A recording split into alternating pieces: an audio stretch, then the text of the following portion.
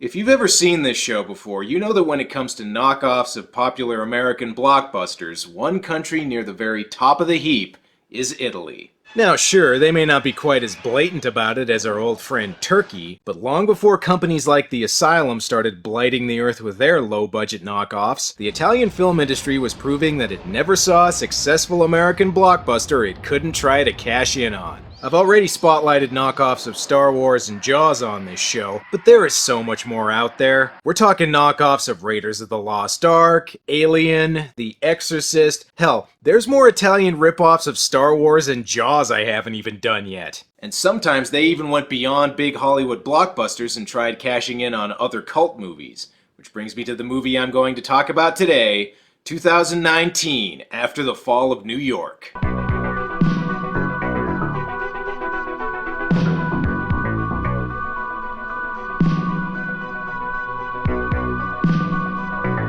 So as you probably guessed, 2019 was made to cash in on the John Carpenter cult classic, Escape from New York, the movie which introduced the world to one of the all-time great cinematic badasses, Snake Plissken, played by Kurt Russell. Your rules are really beginning to annoy me. Well, this movie may not have Kurt Russell, but the filmmakers were smart enough to get another American to star in the movie, Michael Sopkiw, who was also in another Italian knockoff, Devilfish. Our special tonight is Devilfish with satanic string beans and deep lucifered potatoes. Plus, this movie was directed by Sergio Martino, the guy who made Torso, so that means there's a good chance this movie will have some nudity in it. Oh, man. So the movie begins with the opening to Gunhead? Okay, well, at least this way, even if the movie's bad, we'll at least get a good frontline assembly music video out of it. Man, it looks like things really go downhill in 5 years. I hear according to Fox News it's all Obama's fault. Oh well, at least Miles Davis survived the apocalypse, and he brought the opening credits with him too. Speaking of which, I think this is the only time the words special guest star and Big Ape have ever appeared in the same sentence. Hey, music by Oliver Onions! His work always brings tears to my eyes. And wait a second, an Italian-French production? Why does that sound familiar? A French-Italian co-production, so I'm guessing there's gonna be a lot of cheese involved here. Well, it's not my gag, but it definitely still applies. So it's a post-apocalyptic movie, and you know what that means. Narration. Since the nuclear holocaust, 20 years have passed. In the meantime, we've replaced New York with this model. The leader of the Urak monarchy, the powerful Euro-Afro-Asian unity who pressed the fatal button, claims to have won the conflict. Those damn Euro-Afro-Asians! I knew we couldn't trust them! But planet Earth has been reduced to a garbage-strewn radioactive desert, inhabited by humans devoid of all hope for a future. So the whole world's Detroit. Got it. A few deformed creatures developed in the immediate post-war period. Nah, those are just LARPers. The park's closed for maintenance, so they have to play in this oil refinery instead. For nearly 15 years now, not one human child has been born. Yeah, well, when the whole world gets taken over by a bunch of D&D fans, there's probably not going to be too much scoring going on. Okay, so the gist of the movie is America's been taken over by the Euro-Afro-Asian Alliance, or Urax. Yeah, blow it out your axe too, movie. The Urax have teamed up with the cast of the Warriors and spend their days rounding up the local population for use in genetic experiments to try and continue the human race. And apparently their plan for saving the human race consists of randomly shooting and burning everything they see. Incidentally, I think this is how Argentina reacted when they lost the World Cup.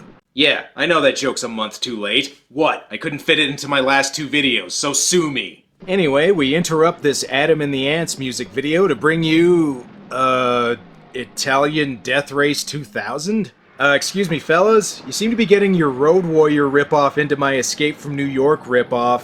You might want to fix that. Still, it's good to know that in the future, both NASCAR and new wave bands still exist and are able to live in harmony. This is our hero for the movie, and you can tell he's the hero because he defeats both the $6 Million Man and Wicker Basket Man, I guess, in hand-to-hand combat.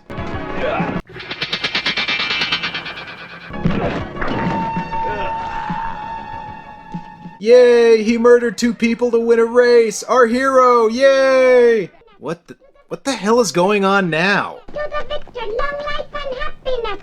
To the victor, long life and happiness. Man, Chuck E. Cheese got fucking weird in the future. Oh well, at least he got some tokens out of it. Maybe now he can get that cap gun he's had his eye on. Oops, never mind, he just gets a prostitute. Alright, it should be obvious by now that this guy's going to be our Snake Plissken stand-in for the movie. So, what badass name are they going to give this guy? Something like Spider or Jackknife? You are the greatest, Parsifal. Parsifal. The guy's name is Parsifal. Great. So the main character of Escape from New York was named after one of the most terrifying animals on Earth, and the main character of this movie has a name that sounds like a type of flower. Hey Tiffany, what did Scott get you for Valentine's Day? Did he get you roses? No, he got me Parsifals. He's so thoughtful. So Parsifal sets out on the road with his love slave, and lucky for us, she can also use her mouth to provide exposition. That thing back there was a cyborg, half man, half robot. I knew one once. I didn't know what he was until I had made love with him. Just like he didn't know that I'm half man, half woman. But uh-oh, looks like something maybe resembling trouble, kinda, sorta. Why did you do that? They must have drunk radioactive water. Awful. They'd have been dead in a couple hours anyhow. Yeah, Parsifal's such a badass that he kills sick, dying people who can't fight back. Next he's gonna punch a kitten in the face and pop a kid's balloon. Here, these are licenses to kill. Gives you the right to their things. And freedom. Thank you, Master. Thank you. Yeah, don't be too flattered. I think the only reason he's letting you go is because he's secretly afraid you've got a bigger dick than he does. After Parsifal finishes proving he's tougher than people too sick to stand up, he gets immediately knocked out by some men and taken to— Hey, wait a minute, I recognize that gun.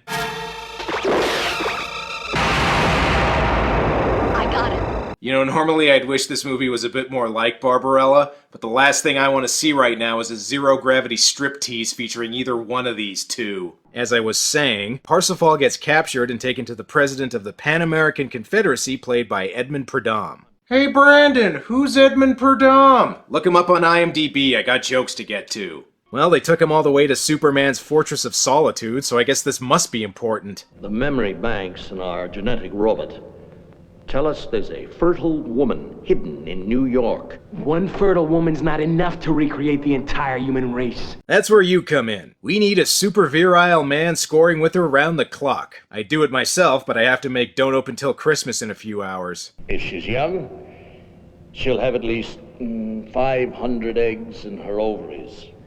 That's 500 uncontaminated human beings. Plus, if she does have that many kids, she's almost guaranteed to get a reality show.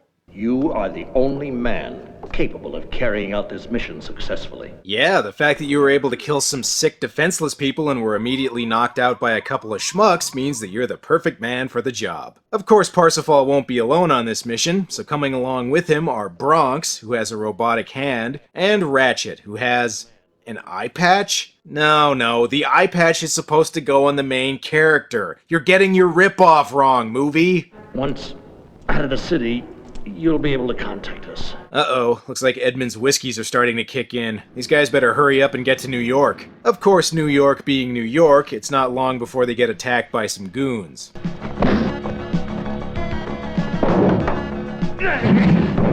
You know, with the way these characters are dressed, this could almost pass for an Italian version of Double Dragon. Seriously, just listen to the music.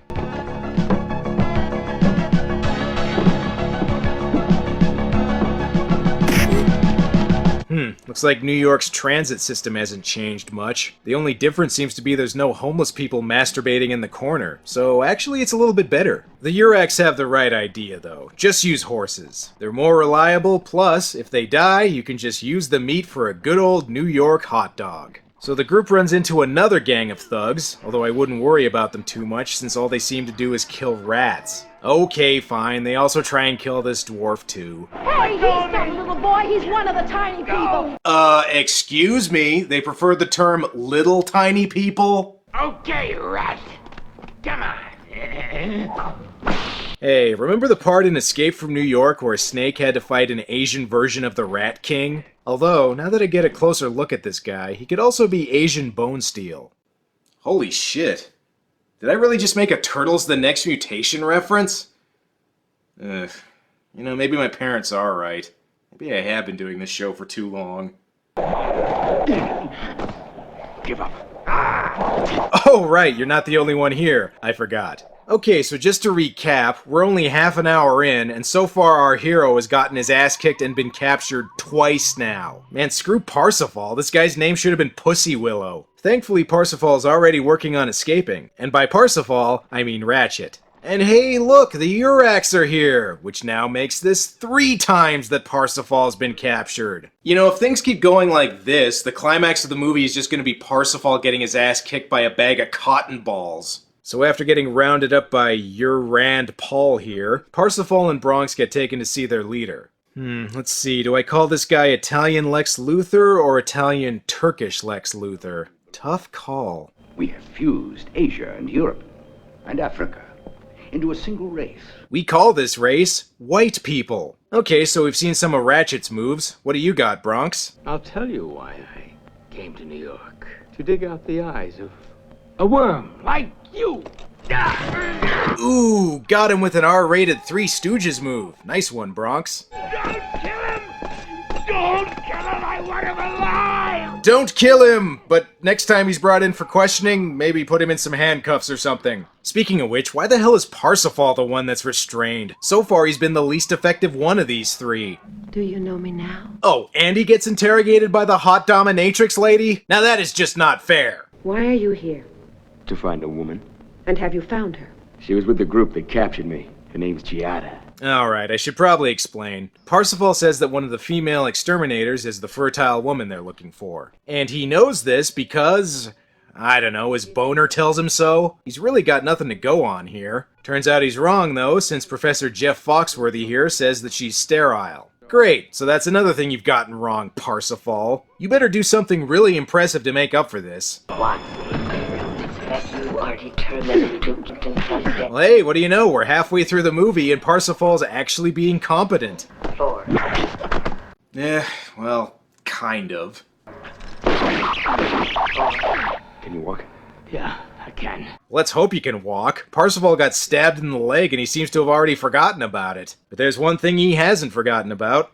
Let's go. We free her first. I ain't leaving till I show her my one-eyed trouser snake. Oh, sorry. My mistake. I meant one-eyed Parsifal. Okay, fellas, time to make your escape. By the way, in the future, all military bases will be inside Coca-Cola bottling plants. What? The ice comes in handy in case your boss needs a quick makeup effects transplant.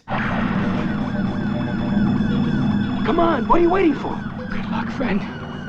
Okay, see ya. So Bronx stays behind because, I don't know, he got a Charlie horse or something? There's really no reason for him to stop running other than it's a convenient way for him to get shot. Well, congratulations, Bronx. You managed to slow him down by 2 seconds. I can't really make fun of him too much, though. After all, Bronx did manage to take out the Urak leader only a couple minutes after meeting him, which at this point puts him way ahead of Parsifal, who, by the way, is in the middle of getting his ass kicked again! Good thing Ratchet's there to bail him out. I'm glad at least one character in this movie has balls of steel. Oh, Jesus. You know what, Ratchet? Just leave him. You'd probably find the fertile woman a lot quicker without him. Or, fine, save him. I guess his name is first on the movie's IMDb page. They haven't a hope of surviving in the sewers. What do you mean they won't survive? What's gonna kill them? The smell? I know I made fun of Parsifal for getting beaten up and captured a lot, but I'm pretty sure the guy can survive poo gas. Anyway, the group gets rescued and taken to a colony of little people by the dwarf that they saved earlier. Just what is this character's name? Shorty, what else? Shorty? The dwarf's name is Shorty? Yeah, real original movie. Just name a character after their most obvious physical trait. Hey, you know, it's not too late. Sure you don't want to just change Giara's name to Vagina? Anyway, Shorty reveals he knows where the fertile woman is, which is at an off-Broadway play? Careful. There's something weird about this. Yeah, I'll say. It's 2019 and yet David Bowie's still rocking his Ziggy Stardust look. Well, Parsifal hasn't been captured for a couple minutes. Better change that. It's them. Hold your fire. Oh boy, things don't look good. How's Parsifal gonna get out of this one? Oh, he's just gonna let Ratchet do it. He's a clever one, that Parsifal. They end up getting saved by yet another gang of weirdos, led by a guy called Big Ape, who according to the credits is apparently the movie's special guest star. He doesn't really look like an ape, though. He looks more like if Bigfoot decided to become a pirate. The president sent us. He says there's a woman around here who can make babies. Make babies? I can make babies. Wait, so you're the fertile woman? Oh man, you're a lot uglier than I was hoping. Well, these guys seem to be on the up and up. I'm sure everything'll be fine. Hold it. Take your hands off her. You damn dirty ape. Go on, finish the line. So Parsifal defends Giara's honor and actually wins a fight, mainly by cheating like a dirty bastard. But this still works like a charm because, as we all know, nothing gets a girl hotter than beating up someone less attractive than you are. Congratulations, Parsifal. You play all your cards right, and pretty soon Ratchet won't be the only one with the pirate eye. Do you mind?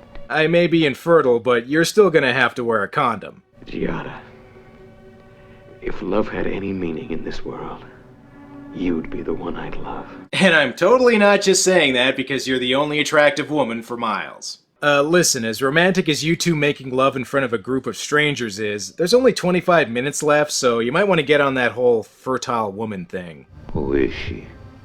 Her name's Melissa. Oh, so this is her? Well, no wonder she's the only fertile woman. She's been preserved under glass and shrink-wrapped. She can make a baby? Well, that's what the script says, so I guess. Okay, so you found her. Now how are you gonna get her out of there? A station wagon? That's your escape plan? Come on, guys, you're supposed to be knocking off Escape from New York, not National Lampoon's Vacation. An old car. Also, why is Parsifal amazed by a car? We saw him driving one at the beginning. Well, this isn't gonna do it all. You guys are gonna need to find some enhancements for this thing. Wait. Stay with her. Yeah, that's right. Leave both women with a guy called Big Ape, who we've established wants nothing more than to spread his man seed. I'm sure that'll go well.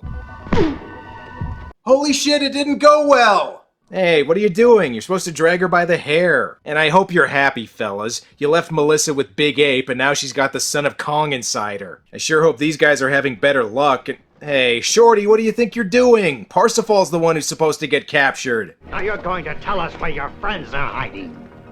All right, I'll tell you where they are.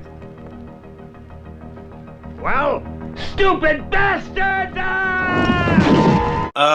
You could have just tried lying to them. That probably would have bought Parsifal and Ratchet more time. I guess it doesn't matter, though, since the movie immediately cuts to Parsifal back with all the stuff they need. You know, Parsifal's actually very good at what he does, as long as he does it off-screen. Okay, so you got your wheels ready. The only thing left to do now is escape from New York, which should be more entertaining than escaping from L.A. Decapitation! We did it!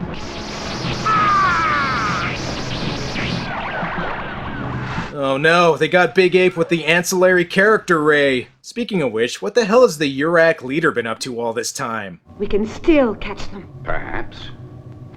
But you did promise to bring them to me before I saw the light of day again. Okay, so let me get this straight. The Urak leader gets taken out after his first scene, they spend the rest of the movie fixing him up, only to kill him immediately after he's back. So not only does this mean Parsifal doesn't get to kill the main villain, they're also never even in the same room together. Wow, thanks movie, you sure know how to build up a plotline. Now, I've all the time I need. Ah, looks like she's cooking up her own plan. Like never appearing in the movie again. Okay, so I guess we're out of bad guys now. Does that mean the movie's over? You know when I caught on, Ratchet? Caught on to what? When the Uraks hit us with that ultrasound. We were all on the point of buying the farm except you. It didn't affect you a bit. You're a cyborg, Ratchet. Hey, that is our word! You cannot use it! Also, I have a question. Who gives a shit if Ratchet's a cyborg? He saved your life and helped you out this whole time, hasn't he? I mean, sure, he attacks Parsifal, but that's only after he calls him out. Parsifal could have just kept his mouth shut and everything probably would have been fine. And cyborgs are part man, part machine, right? Well, Bronx had a robotic hand and Parsifal didn't seem to have a problem with that.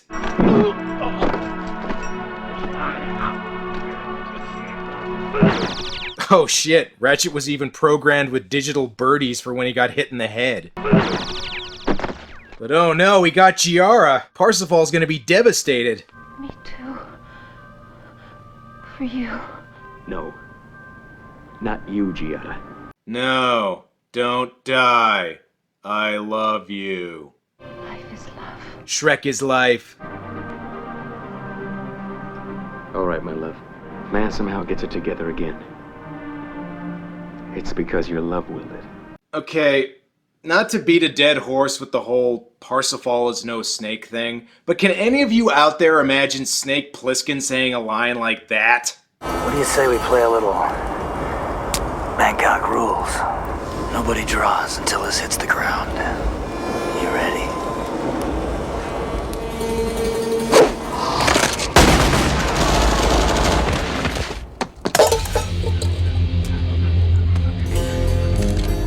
It's because your love willed it.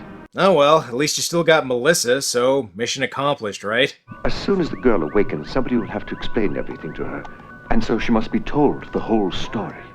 And the right man to tell her is you. Yeah, you can start with the fact that she got coma raped by a guy called Big Ape, then move on to the fact that she's now basically a personal egg-laying machine to a bunch of guys who probably haven't even seen a woman in years. I'm sure she'll take the news well. Okay, so, how does this movie stack up? Well, even though it was clearly made to cash in on Escape from New York, as far as ripoffs go, this one's actually pretty original, as weird as that sentence is to say. It takes the basic premise of a post-apocalyptic New York and actually goes in some weird directions with it. And the story about finding a fertile woman to repopulate the Earth is actually pretty interesting, it's just not executed particularly well. One of the movie's biggest problems is that we're given a supposedly badass main character only for him to be not very badass. As far as foreign knockoffs go, this one's not too bad, but really, if you're in the mood for a cult movie about New York, you should probably just watch Escape from New York instead. Well, that's all for now. Until next time.